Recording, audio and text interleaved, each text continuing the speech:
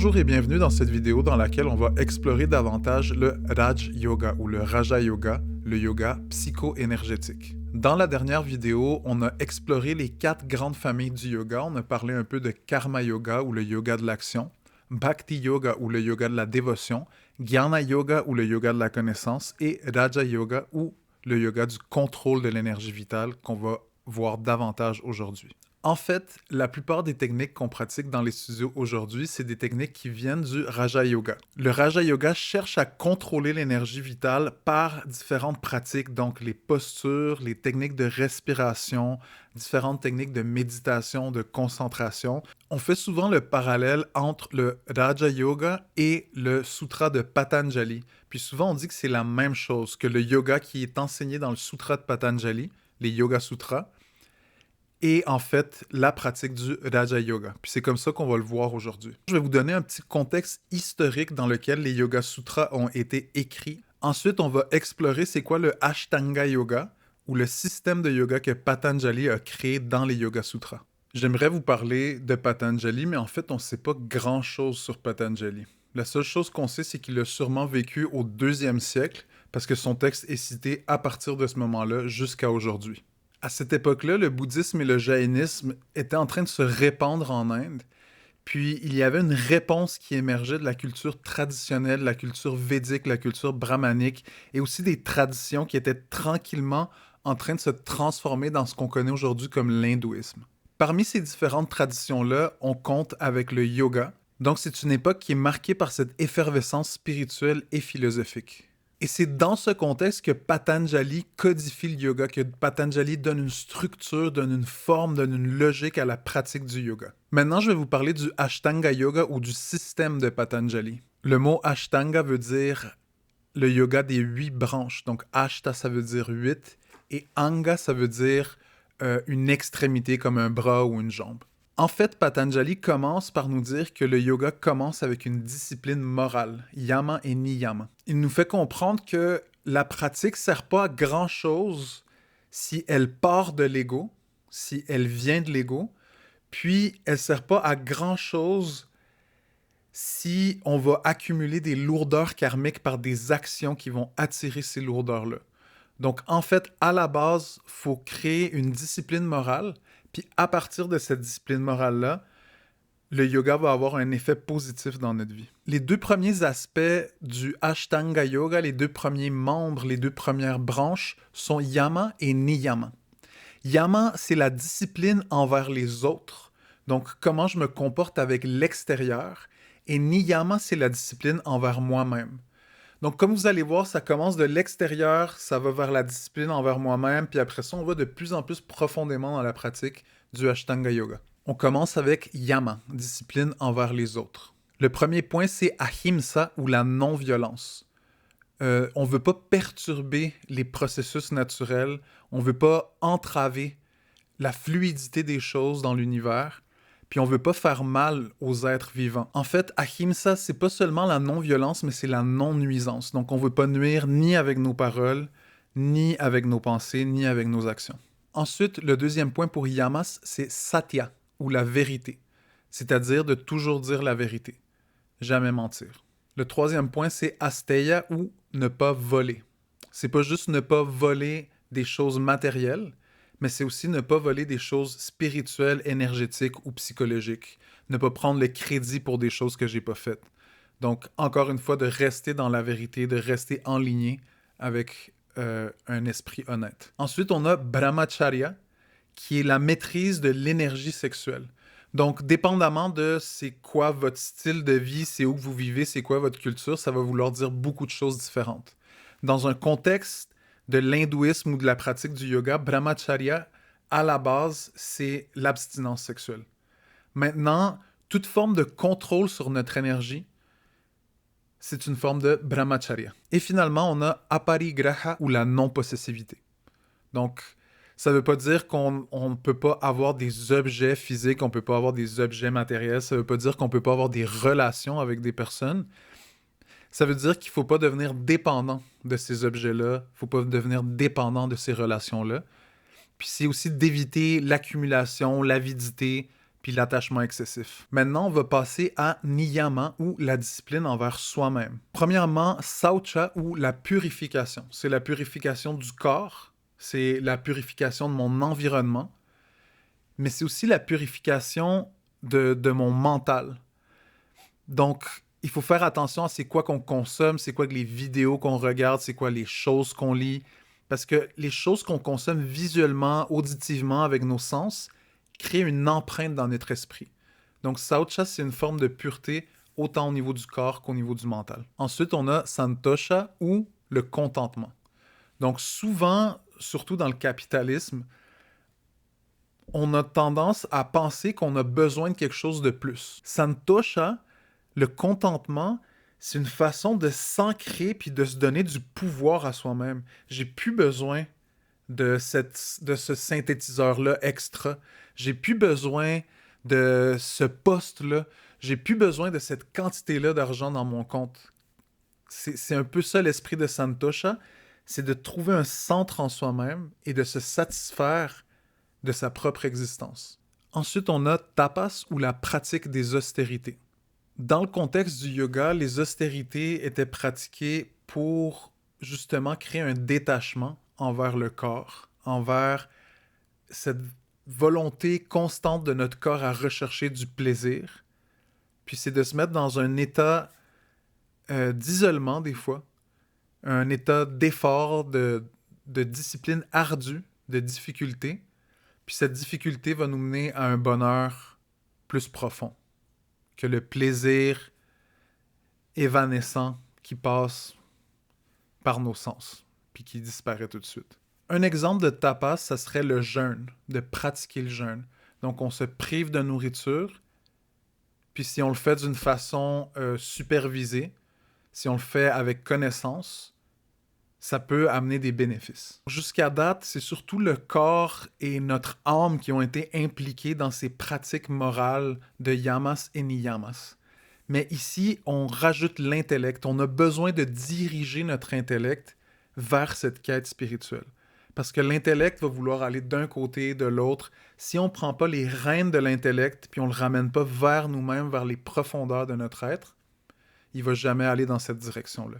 Donc, Svadhyaya, c'est ramener l'attention vers soi, pas d'une façon narcissique, mais justement essayer de cultiver le silence à l'intérieur de soi puis observer c'est quoi qu'il y a. Et finalement, on a Ishvara Pranidhana, qui est l'abandon au divin. Il n'y a pas de religion spécifique dans le texte de Patanjali. Il ne dit pas tu dois prier tel dieu, tu dois prier tel livre ou suivre tel texte. En fait, Patanjali fait juste nous dire il faut que tu aies la conscience qu'il y a quelque chose de plus grand que toi dans cet univers, une conscience plus fine, une conscience plus profonde, une conscience qui est dans tout. Patanjali nous dit que si on fait les choses sans avoir cette notion-là, si on est purement matérialiste, ben à quoi bon toutes ces pratiques? À quoi bon? Si on est purement matérialiste puis on ne croit pas à une réalité plus profonde, à une réalité spirituelle, mais à quoi bon là, faire tout ça? Pourquoi qu'on ne fait pas juste générer de l'argent le plus possible puis essayer de protéger notre propre intégrité physique? C'est la seule chose qui fait du sens dans un mode de pensée matérialiste.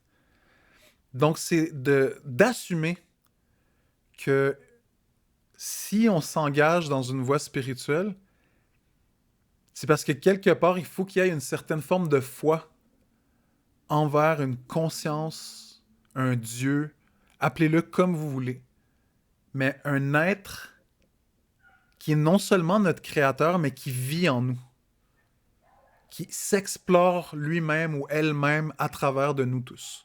Donc, après toute cette pratique morale envers les autres, yamas, et envers nous-mêmes, niyamas, on passe finalement à la posture, asanas.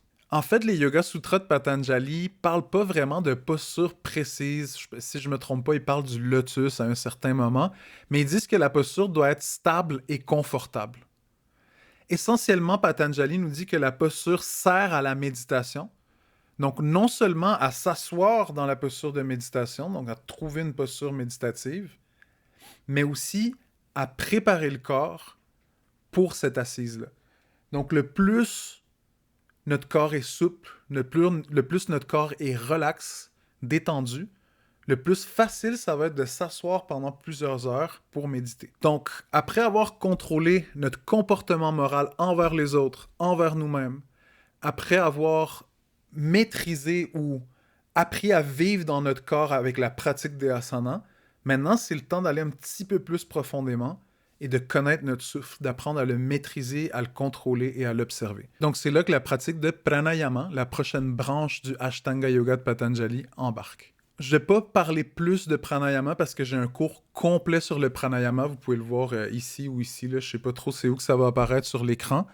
Mais c'est plus que 8 ou 9, en fait, une dizaine de vidéos qui parlent du pranayama au complet. Donc, si vous êtes intéressé à ça, allez voir ça. Plus le yogi pratique les postures, les techniques de respiration, le plus qu'il devient, comment le dire, séparé du monde, un peu comme si on était gelé, puis que on sentait de moins en moins les sens. Par contre, plus les sens externes disparaissent, plus les portes externes sont fermées, plus les sens intérieurs se développent.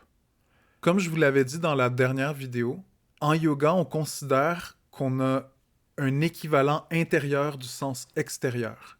C'est-à-dire que si je peux voir à l'extérieur, je peux aussi voir à l'intérieur de mon esprit, pas de mon corps biologique. Je peux pas voir mon cerveau avec mes yeux. Je peux voir à l'intérieur de mon esprit. Donc, tout ce qui est des hallucinations ou quand on voit dans un rêve, parce que nos yeux sont fermés, par contre, on est en train de voir quelque chose. On peut entendre des choses dans nos rêves. On peut toucher des choses dans nos rêves.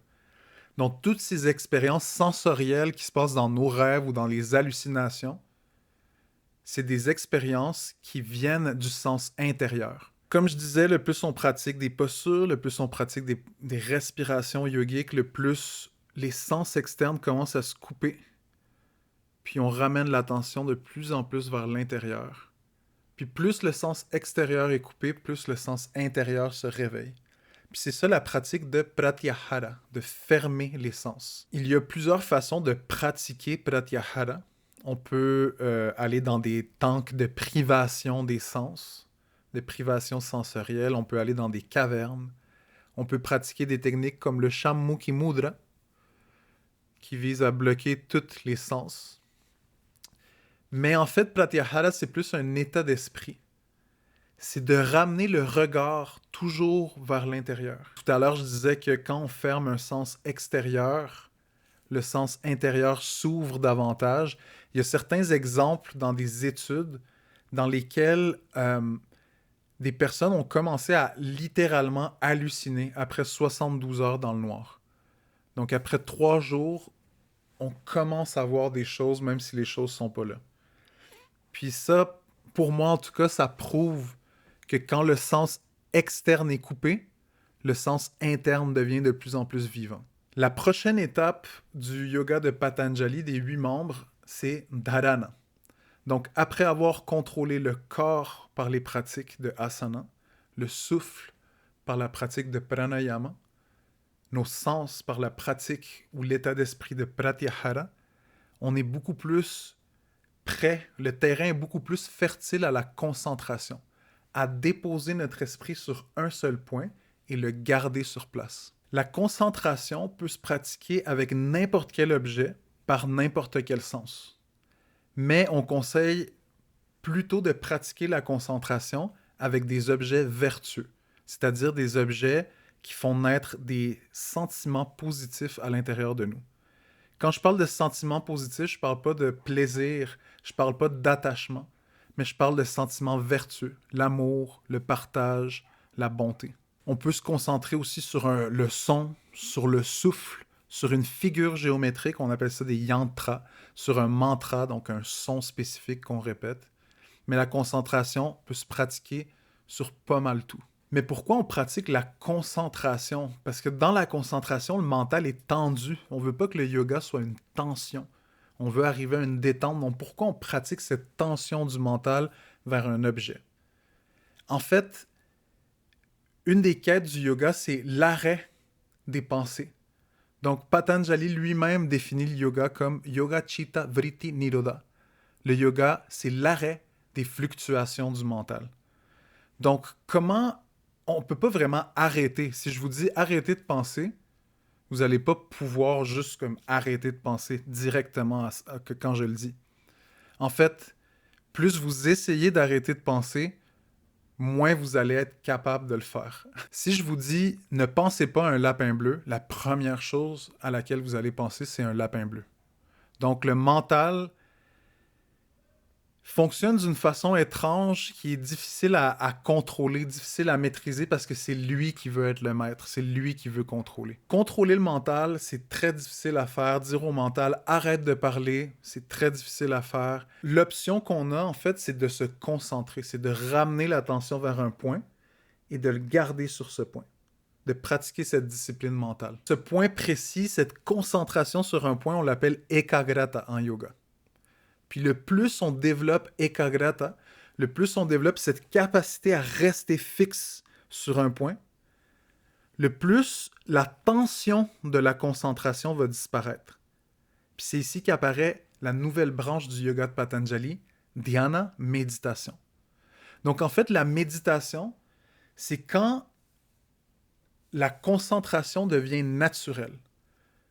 Quand je suis complètement concentré dans mon objet de méditation, dans mon objet de concentration, et que j'ai plus besoin de faire un effort. La symbiose entre celui qui observe et l'objet observé devient naturelle, devient fluide. Souvent, on parle de nos techniques comme des techniques de méditation, mais en fait, comme vous pouvez le voir, c'est plutôt des techniques de concentration. Et la concentration, éventuellement, mène vers un état de méditation. Après dhyana, ou la méditation, apparaît samadhi, ou l'extase. Samadhi, c'est un pas de plus vers l'unité entre l'objet et celui qui observe l'objet. Donc, disons que je suis en train de regarder un coucher de soleil. Au début, je suis en train de penser à mon épicerie, puis je pratique dharana, la concentration. Non, regarde les couleurs du coucher de soleil, observe comment les nuages bougent, observe les animaux qui volent, les oiseaux qui volent, les poissons dans l'eau, etc. Observe le coucher de soleil.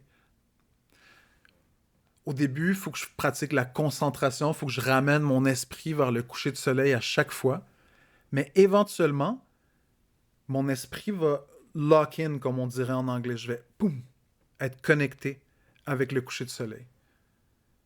Je peux être en train de penser à d'autres choses. Je vais juste ressentir des choses en regardant les outardes voler, en regardant les couleurs du ciel changer. Je vais avoir une expérience qu'on pourrait quasiment dire une expérience esthétique, purement esthétique. Il n'y a plus tellement de concepts dans mon esprit à ce moment-là. Ça, c'est la méditation. Puis enfin, samadhi, la dernière branche, la dernière étape du yoga de Patanjali, c'est quand je suis tellement concentré, imbu dans l'expérience du coucher de soleil que j'oublie que j'existe. Il reste juste l'expérience.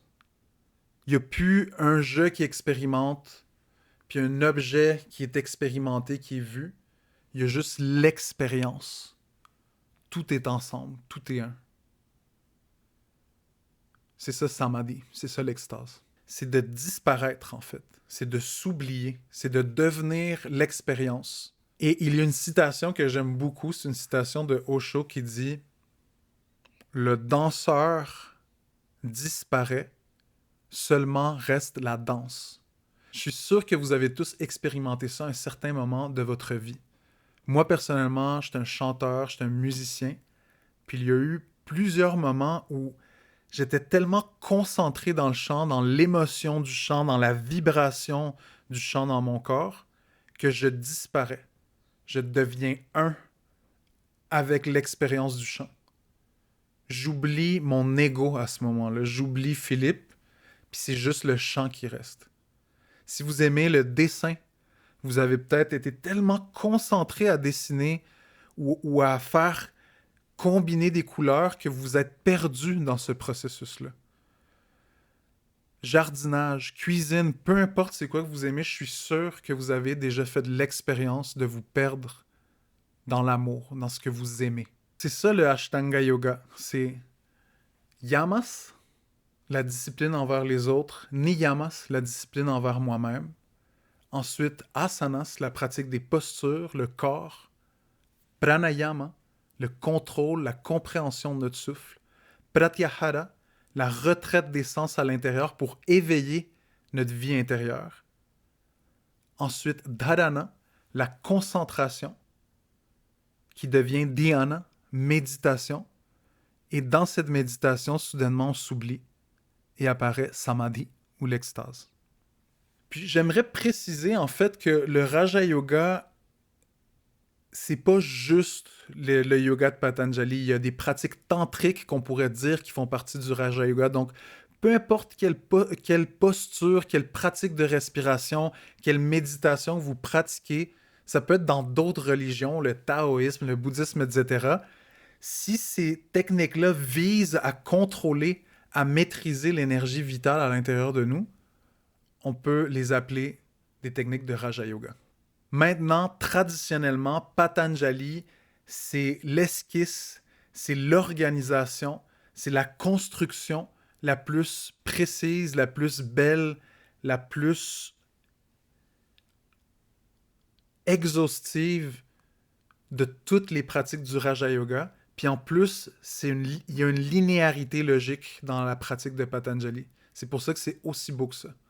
Par contre, le Raja Yoga s'adapte très bien au caractère du guerrier spirituel, du discipliné, un caractère austère qui veut un peu aller rencontrer la souffrance pour en sortir vainqueur.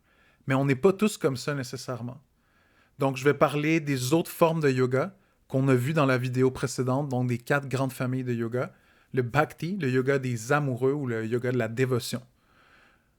Le Jnana, ou le yoga des intellectuels. Puis le Karma Yoga, ou le yoga des actifs du monde qui veulent faire des choses dans le monde, construire des choses.